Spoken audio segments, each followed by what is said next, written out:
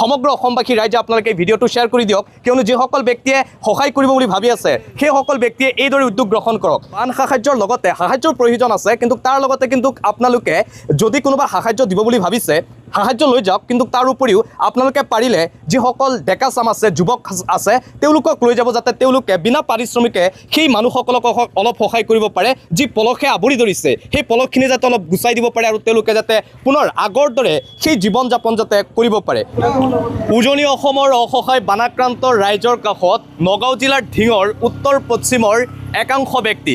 মোৰ ছাইডত এই যি বাছ দেখিছে, এই বাছেৰেদি 30ৰ পৰা 40গৰাকীকৈ ব্যক্তি উজনি অসমলৈ ৰাওনা হৈছে। তেওঁলোকৰ উদ্দেশ্য হৈছে উজনি অসমৰ ভয়ংকৰ প্ৰলয়নকাৰী বানত ক্ষতিগ্ৰস্ত হোৱা ৰাইজসকলক সহায় কৰাৰ বাবে।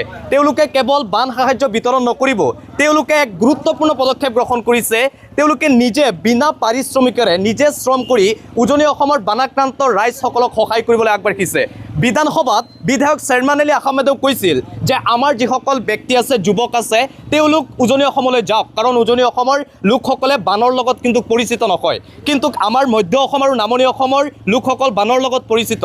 আৰু এই বিধায়ক চেয়াৰমেন আলী আহমেদে বিধানসভাত যি দাবী উত্থাপন কৰিছিল যে বিনা পাৰিশ্ৰমিকেৰে তেওঁলোকক সহায় কৰিব লাগে, আৰু তাৰে দৃশ্য আজি দেখিবলৈ পোৱা গৈছে নগাঁও জিলাৰ উত্তৰ পশ্চিমৰ একাংশ ব্যক্তিৰ উদ্যোগত। তেওঁলোকে এইদৰে সুধাকণ্ঠ ডক্টৰ ভূপেন হাজৰিকাৰ যি উক্তি, মানুহে মানুহৰ বাবে, আৰু তেওঁলোকৰ যি জুবিন গাৰ্গৰ প্ৰতি আদৰ্শ, সেই জুবিন গাৰ্গৰ প্ৰতি থকা আদৰ্শ জীয়াই ৰাখিবলৈ এক প্ৰয়াস তেওঁলোকে হাতত লৈছে। সকলো প্ৰকাৰে তেওঁলোকে সহায় কৰিব। বানত যিসকল ব্যক্তি ক্ষতিগ্ৰস্ত হৈছে, ভয়ংকৰ বানৰ বাবে যি পলসৰ সৃষ্টি হৈছে, সেই পলসৰ বাবে কিন্তু সাধাৰণ জীৱন যাপন বৰ্তমান উজনি অসমত নাই, আৰু তেওঁলোকক সেই পলসৰ পৰা তেওঁলোকক উদ্ধাৰ কৰিবলৈ, সকলো প্ৰকাৰে তেওঁলোকক সহায় কৰিবলৈ, নিজে হাতে কামে সহায় কৰিবলৈ কিন্তু এইসকল ব্যক্তি ওলাই আহিছে। মই সাহায্য সামগ্ৰী দেখুৱাইছোঁ, তেওঁলোকে সাহায্য সামগ্ৰীৰ ভিতৰত কিন্তু গুৰুত্বপূৰ্ণ সাহায্যসমূহ লৈছে। এয়া বাচন বৰ্তন, সকলো সমগ্ৰ অসমবাসী ৰাইজে কিন্তু সহায় কৰিছে। কিন্তু বানৰ ফলত যি ক্ষতিগ্ৰস্ত হৈছে, ঘৰুৱা যি বাচন বৰ্তন সেয়া লৈছে, পানী লৈছে, পাচলিলৈকে সকলো প্ৰকাৰে তেওঁলোকে সাহায্য বিতৰণ কৰিব। সাহায্য বিতৰণৰ সমান্তৰালকৈ তেওঁলোকে নিজে কাম কৰি, হাতে কামে কাম কৰি উজনি অসমৰ বানাক্ৰান্ত ৰাইজক অলপ সহায় কৰিবলৈ চেষ্টা কৰিছে। ইয়াত সকলোৱে সহায় আগবঢ়াইছে। ধিঙৰ খৈৰামাৰী আনোৱাৰুল মাদ্ৰাছাৰ ছাত্ৰ আৰু শিক্ষকসকলেও কিন্তু ধন সংগ্ৰহ কৰি তেওঁলোকৰ হাতত অৰ্পণ কৰিছে, আৰু সেই ধনেৰে তেওঁলোকে উজনি অসমৰ বানাক্ৰান্ত ৰাইজক সহায় কৰিবলৈ আগবাঢ়িছে। সমগ্ৰ অসমতে এটাই বাৰ্তা, মানুহে মানুহৰ বাবে। আমাৰ সৈতে আছে কিছু ব্যক্তি, তেওঁলোকৰ পৰা জানিবলৈ চেষ্টা কৰিম যে হয়, আপোনালোকে কি পৰিকল্পনা লৈ উজনি অসমলৈ আজিৰ দিনটোত ৰাওনা হৈছে? সঁচাকৈ এক মৰ্মান্তিক ঘটনা। আমি নামনি অসম, মধ্য অসমত আমি প্ৰতি বছৰে আমি বানপানী আমি দেখা পাওঁ, আমাৰ অভিজ্ঞতা আছে। কিন্তু এই বছৰ এই উজনি অসমত যি বানপানী হ'ল আৰু যিমান ক্ষতিগ্ৰস্ত হ'ল, এইটো আমি কোনোদিন এনেকুৱা শুনাও নাই আৰু দেখাও নাই। গতিকে আমি আজি ধিঙৰ উত্তৰ অঞ্চলৰ পৰা আমি এক 30-35 জনীয়া এটা সজাতি দল, আমি তাত কিছু শ্ৰম কৰিবলৈ আমি গৈ আছোঁ। তাৰ লগতে আমাৰ এই অঞ্চলৰ কিছু হৃদয়বান ব্যক্তিয়ে যেতিয়া গম পাইছে আমি উজনি অসমলৈ আমি শ্ৰম কৰিবলৈ যাম, তেওঁলোকে স্ব ইচ্ছাৰে কিছু দান বৰঙণি আগবঢ়াইছে, আৰু সেই দান বৰঙণিৰে আমি দৈনন্দিন ব্যৱহাৰিত কিছু প্ৰয়োজনীয় সা সামগ্ৰী, বাচন বৰ্তনৰ পৰা আদি কৰি, বিশেষকৈ বানপানী যেতিয়া গুচি যোৱাৰ পিছত তাত কিন্তু বহুত বেমাৰ আজাৰৰ সৃষ্টি হয়। তাৰ কাৰণে আমি ব্লিচিং পাউডাৰ, আমি ফেনাইল, আমি কিছু চাবোন, চাৰ্ফ, এনেধৰণৰ আজি মহৰ পৰা মানুহ বাচি থাকিবলৈ আমি কিছু মেক্সো, এই ধৰণৰ কিছু আমি মাস্ক, এনেকুৱা বাচন বৰ্তনৰ পৰা আদি কৰি আমি কিছুমান চব্জি, আমাৰ আইমাতৃসকলে কিছু সাহায্য আগবঢ়াইছে। তেওঁলোকে নিজ ইচ্ছাৰে তেওঁলোকে কিছু চব্জি পাতিও আমাক দিছে। আমি সেইবিলাক বস্তু লৈ আমি ইতিমধ্যে আমি উজনিলৈ আমি যাত্ৰা আৰম্ভ কৰিম। আমি এই সুযোগতে আমাৰ সমগ্ৰ অসমবাসী যিসকল হৃদয়বান ব্যক্তিয়ে এই উজনিৰ বানাক্ৰান্ত লোকক আজি সাহায্য আগবঢ়াইছে, সহায়ৰ হাত আগবঢ়াইছে, তাৰ লগতে ভাৰতবৰ্ষৰ বিভিন্ন প্ৰান্তৰ পৰা কিন্তু আজি এই সহায়ৰ হাত প্ৰত্যেকে আগবঢ়াইছে। ভূপেন হাজৰিকাই কৈছিল মানুহে মানুহৰ বাবে, আৰু এই মানুহে মানুহৰ বাবে এই কথাটো প্ৰতিপন্ন এইবাৰ সঁচাকৈ যেন প্ৰকৃতাৰ্থে যে এইবাৰ প্ৰতিপন্ন হ'ল, যে আজি সমগ্ৰ দেশবাসীয়ে কিন্তু সহায়ৰ হাত আগবঢ়াইছে। আমি এই উজনি অসমলৈ যোৱাত যিসকলে আৰ্থিকভাৱে বা শাৰীৰিকভাৱে আজি যিসকলে সহায় সহযোগিতা আগবঢ়ালে এই সুযোগতে আমি প্ৰত্যেককে আন্তৰিক ধন্যবাদ আৰু কৃতজ্ঞতা জ্ঞাপন কৰিছোঁ। আৰু লগতে সমগ্ৰ অসমবাসীক আমি আহ্বান কৰিছোঁ, আহক আমি প্ৰত্যেকে সন্মিলিতভাৱে জাতি ধৰ্ম ভাষা বৰ্ণ নিৰ্বিশেষে আমি বানাক্ৰান্ত বিপদগ্ৰস্ত মানুহখিনিৰ ওচৰলৈ আমি থিয় দিওঁ, আমি প্ৰত্যেকে সহায়ৰ হাত আগবঢ়াওঁ, এই আহ্বান ৰাখিলোঁ।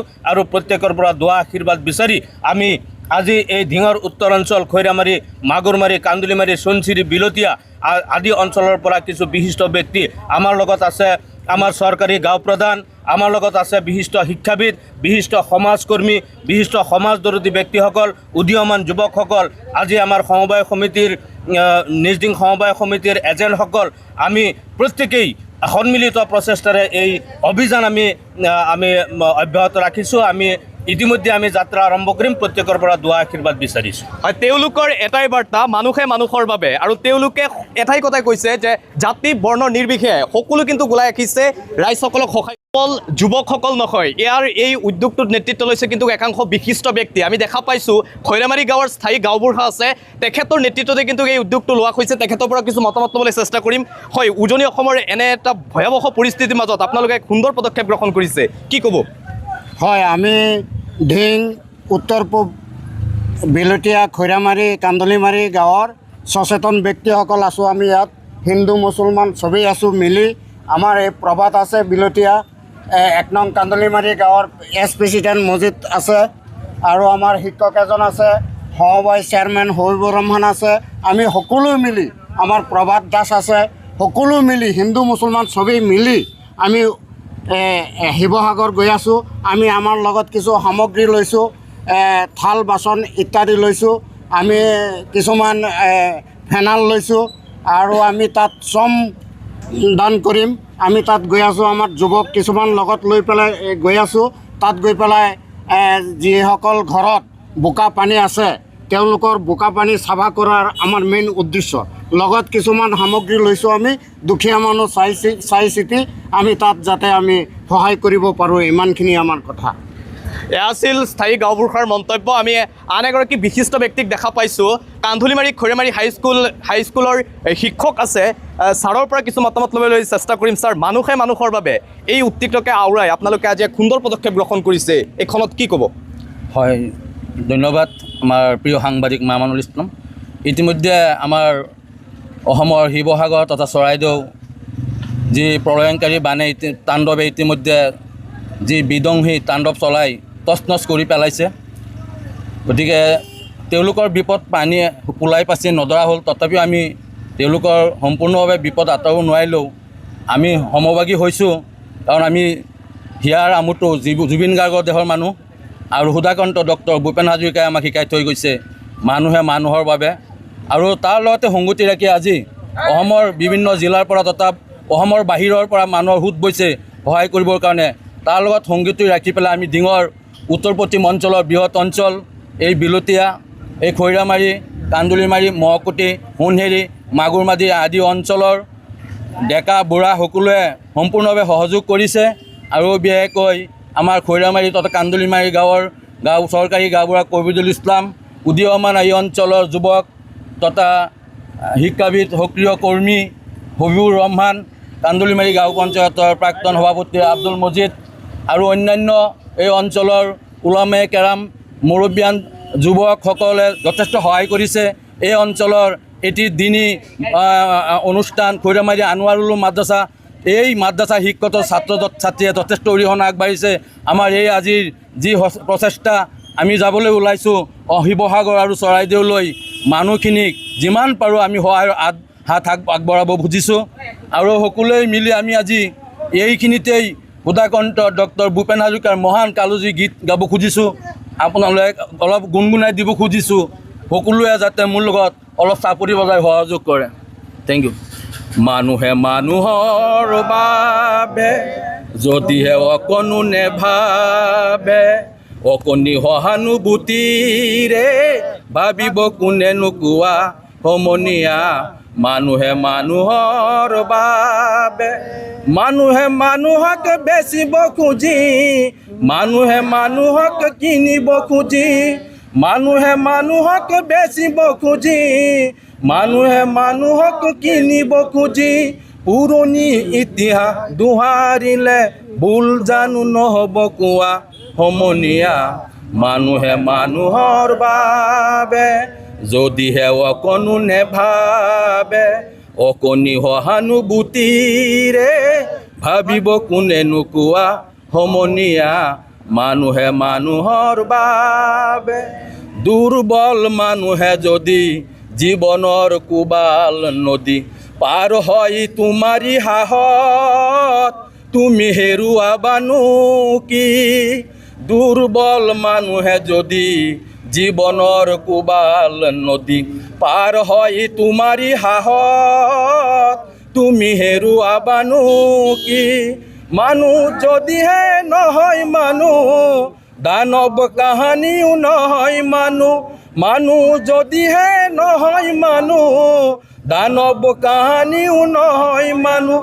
যদি দানৱ কাহানি বা হয় মানুহ, লাজ পাব কোনেনো কোৱা সমনীয়া। মানুহে মানুহৰ বাবে। Thank you. জয় জুবিন দা, জয় এয়া এক সুন্দৰ পদক্ষেপ তেওঁলোকে গ্ৰহণ কৰিছে। সুধাকন্ত ডক্টৰ ভূপেন হাজৰিকাৰ সেই কালজয়ী গীত মানুহে মানুহৰ বাবে, এই উক্তিকে আওৰাই আজি উজনি অসমলৈ ৰাওনা হৈছে 30ৰ পৰা 40জন ব্যক্তি। এটা খুব গুৰুত্বপূৰ্ণ বিষয় এইটোৱে ক'ব লাগিব যে সমগ্ৰ অসমৰ পৰা, অসমৰ বাহিৰৰ, আনকি ভাৰতৰ বিভিন্ন ৰাজ্যৰ পৰা কিন্তু সহায় আগবঢ়াই আছে, অত্যাৱশ্যকীয় সামগ্ৰী আগবঢ়াই আছে। কিন্তু যেতিয়াৰে পৰা বানপানী অলপ কমিবলৈ আৰম্ভ কৰিছে, তেতিয়াৰে পৰা দেখিবলৈ পোৱা গৈছে যে মানুহ থাকিব পৰা পৰিৱেশ নাই। তাত কিন্তু এতিয়া বান সাহায্যৰ লগতে সাহায্যৰ প্ৰয়োজন আছে, কিন্তু তাৰ লগতে কিন্তু আপোনালোকে যদি কোনোবা সাহায্য দিব বুলি ভাবিছে, সাহায্য লৈ যাওক। কিন্তু তাৰ উপৰিও আপোনালোকে পাৰিলে যিসকল ডেকা চাম আছে, যুৱক আছে, তেওঁলোকক লৈ যাব, যাতে তেওঁলোকে বিনা পাৰিশ্ৰমিকে সেই মানুহসকলক অলপ সহায় কৰিব পাৰে। যি পলসে আৱৰি ধৰিছে, সেই পলসখিনি যাতে অলপ গুচাই দিব পাৰে আৰু তেওঁলোকে যাতে পুনৰ আগৰ দৰে সেই জীৱন যাপন যাতে কৰিব পাৰে। ইতিমধ্যে চৰকাৰৰ ফালৰ পৰা বিভিন্ন পদক্ষেপ গ্ৰহণ কৰা হৈছিল যদিও সকলো ধৰ্ম, বৰ্ণ, জাতি, ধৰ্ম নিৰ্বিশেষে এতিয়া ওলাই আহিছে সমগ্ৰ এই অঞ্চলৰ ৰাইজ। তাৰ বাবে আমিও তেওঁলোকক এই উদ্যোগটোৰ বাবে শুভেচ্ছা জ্ঞাপন কৰিছোঁ। আপোনালোকৰ এই যাত্ৰা সফল হওক তাৰেই কামনা কৰিছোঁ। আৰু সমগ্ৰ অসমবাসী ৰাইজে আপোনালোকে এই ভিডিঅ'টো শ্বেয়াৰ কৰি দিয়ক, কিয়নো যিসকল ব্যক্তিয়ে সহায় কৰিব বুলি ভাবি আছে, সেইসকল ব্যক্তিয়ে এইদৰে উদ্যোগ গ্ৰহণ কৰক। বিনা পাৰিশ্ৰমিকেৰে কিন্তু আপোনালোকে তেওঁলোকক সহায় কৰিব পাৰিব। ধন্যবাদ।